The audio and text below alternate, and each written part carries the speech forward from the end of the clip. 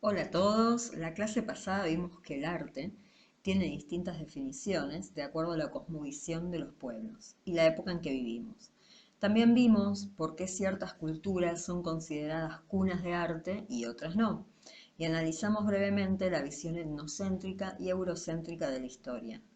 Por último, cerramos con las tres edades de la mirada: la edad del ídolo, la edad de la belleza y la edad del show, que habla de la mirada del ser humano hacia el arte y describe la función que tuvo el arte a través de la historia.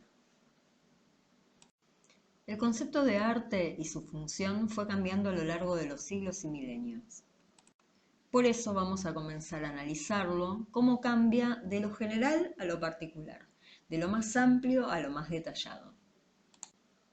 A grosso modo podemos decir que en el periodo que abarca nuestra materia, Historia 1, que va desde la antigüedad hasta el siglo XIX, el concepto de arte, siempre hablando de arte occidental, de Europa, se puede dividir en dos periodos, en el que cada uno afirma un concepto de arte bastante diferente entre sí. ¿Se acuerdan de esta división de la historia en edades que vimos la clase anterior? Bueno, ahora vamos a ver en qué parte de estas divisiones se dan estos dos periodos, a grosso modo, de concepto de arte.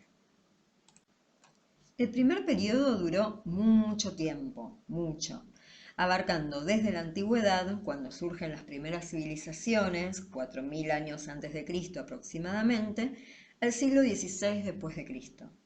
No es que en la prehistoria no existía el arte, solo que está en debate el concepto que tenían del mismo. Hay varias teorías, pero no es un concepto tan unánime ni cerrado como el que empieza a surgir ahora.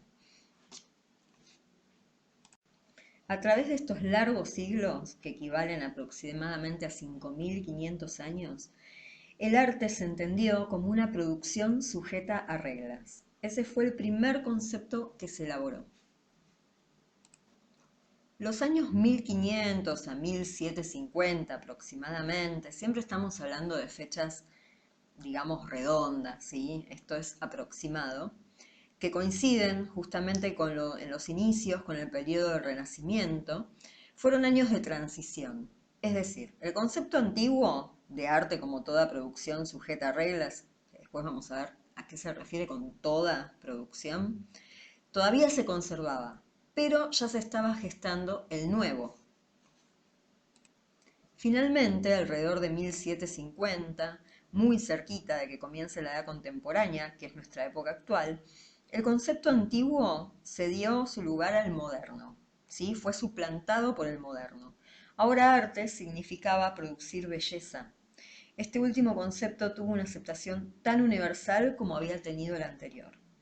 Esto surge cuando, en base al estudio de muchas clasificaciones y debates que se dieron en los siglos anteriores, sobre todo en esta etapa de transición que vimos en la diapositiva anterior, Charles Batu clasifica 7 artes como las bellas artes.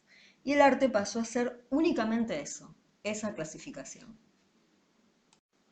Durante aproximadamente siglo y medio, más o menos, el concepto parecía ser el adecuado, hasta tal punto que los estetas y teóricos del arte no pensaron en cambiarlo ni en mejorarlo. Hasta que por fin surgió un cambio.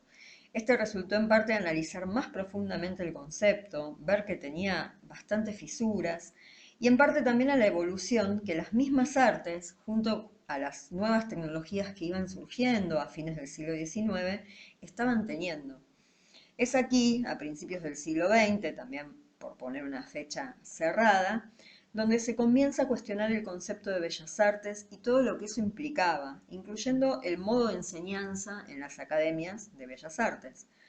Las bellas artes ya eran una institución formal que el arte vanguardista del siglo XX vino a romper.